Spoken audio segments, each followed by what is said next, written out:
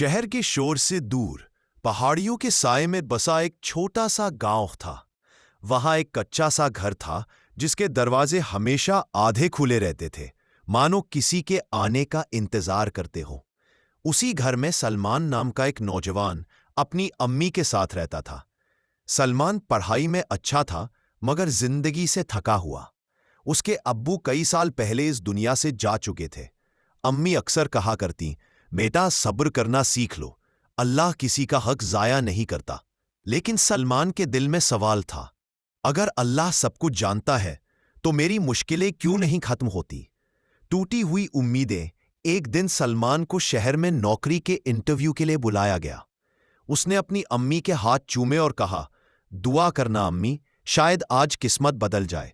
अम्मी ने आसमान की ओर देखकर बस इतना कहा, या अल्लाह मेरे बेटे को अपने करीब कर ले।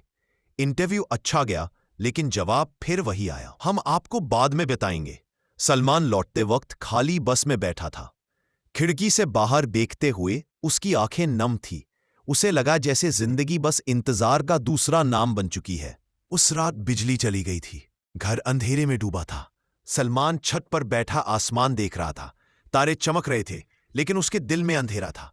तभी अम्मी ऊपर आई। उनके हाथ में एक पुरानी तस्बीह थी।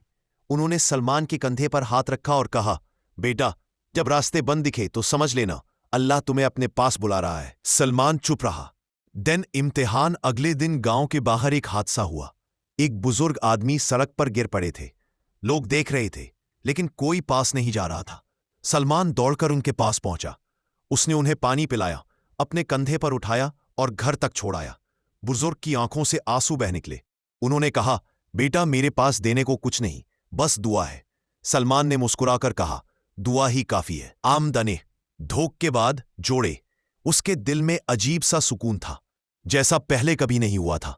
वह पहली बार सजदे में देर तक रुका। उसकी आंखों से आंसू बहते रहे। या अल्लाह, वह फुसफुसाया, मैंने तुझसे सवाल किए, आज पहली बार खुद को तेरे हवाले करता हूं। उसे महसूस हुआ जैसे दिल का बोझ हल्का हो रहा हो। बदलती सुबह।